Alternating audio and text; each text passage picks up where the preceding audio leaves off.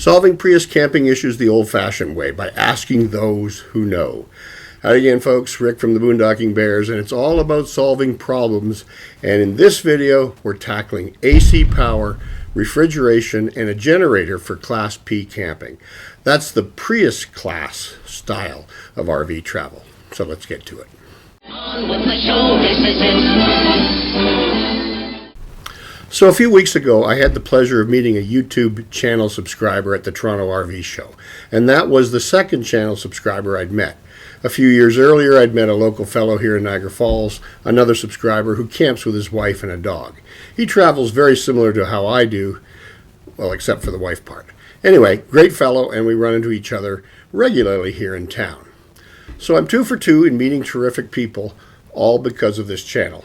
Now jump forward because the pleasure has repeated again, and this time I got to meet another subscriber, Kevin, from Buffalo, New York. And he said hi through the comments, and we ended up meeting for coffee and said hello, shared stories about our travel and camping experiences. Now, he's a retired gentleman traveling in a very cool minivan, so we nattered back and forth, and I'm not sure I added much to his knowledge or help him improve his travel experiences, but he helped me enormously, and that's what I want to talk about. Now, like everybody, I'm an expert at some things, mediocre in others, and pretty much a dolt about a lot of things. As my buddy likes to tell me quite regularly, and I'm quoting here, if y'all had to catch a possum on a Louisiana bayou, you'd be on the alligator buffet. And on that he'd be right. Electricity is my Louisiana swamp. Anyway, so back to Kevin, coffee, and what I learned.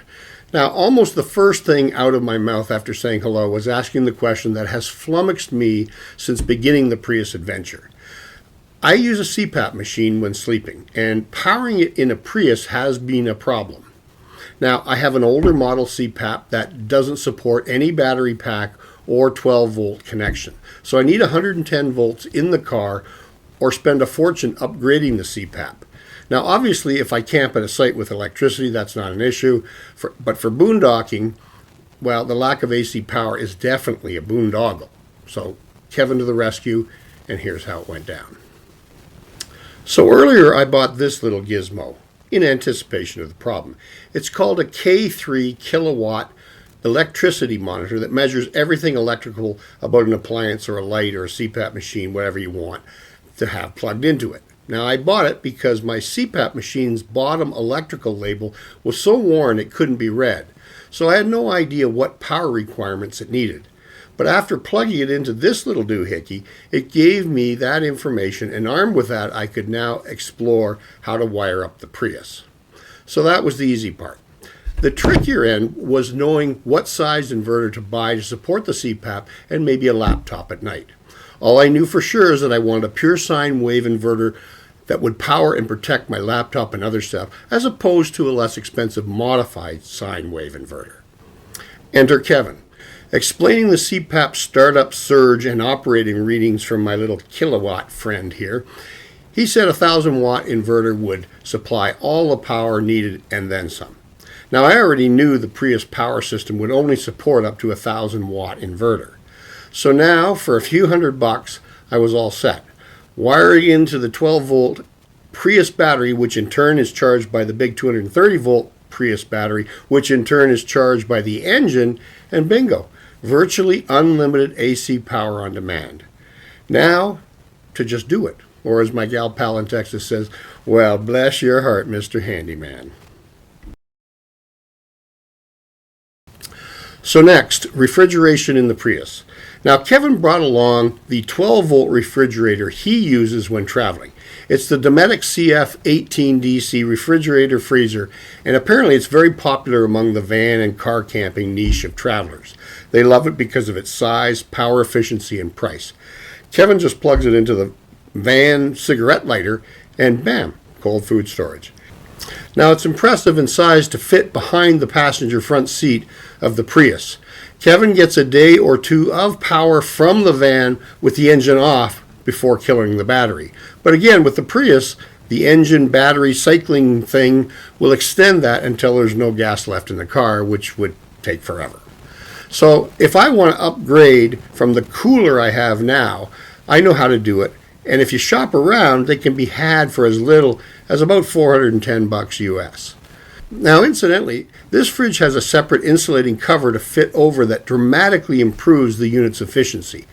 And I chuckle knowing this when I found out, because my kids will just shake their head when I say my Christmas wish list includes a refrigerator baby blanket. How cute. So with inverters and refrigerators done, that leaves the last thing, a 2,000 watt generator. Now, to me, with how the Prius works, this is an optional piece of gear, but for many, a requirement. And what Kevin brought along surprised me. It was a 2,000 watt generator he uses, and this beast checked a lot of boxes. It's called the Pulsar PG2000IS 2,000 watt inverter generator. Now, I know most people find the 2,000 watt Honda generator, the EU2200i, the most reliable and quiet one in its class. And compared to other big names out there, it is. Great generator. However, imagine my surprise when Kevin fired this little puppy up while in the Tim Hortons parking lot, and you could barely hear it. Now, granted, I'm used to operating a 5,000 to 10,000 watt generator with my mobile Southern barbecue trailer, but this was amazing. Okay, so I exaggerate a little. You could definitely hear it. But compared to the Honda's best in class, this blew it away for quietness. Even more impressive was with a small box over it. Kevin said it's even quieter again. This was a seriously impressive piece of equipment. And here's where it gets better. Amazon lists the Pulsar at around $500, though it can be had for less by shopping around. Compare that to Honda's EU2200i at $1,000, and you realize this is seriously worth considering. Now, in fairness, I've looked at other generators brands sold by the likes of Harbor Freight, and they are less expensive than the Honda too, but none match the quietness of the Pulsar PG2000IS. So check it out in the link below at your convenience. So there you go, inverters, refrigerators, and generators ideal for P-class travel. Now, a couple of weeks ago, I ordered the 110 volt inverter for the Prius off Amazon with 2-day delivery. The plan was then to get it installed and get on the road. I wanted to be in South Carolina this week exploring Charleston with a fully functional inverter to operate the CPAP at night.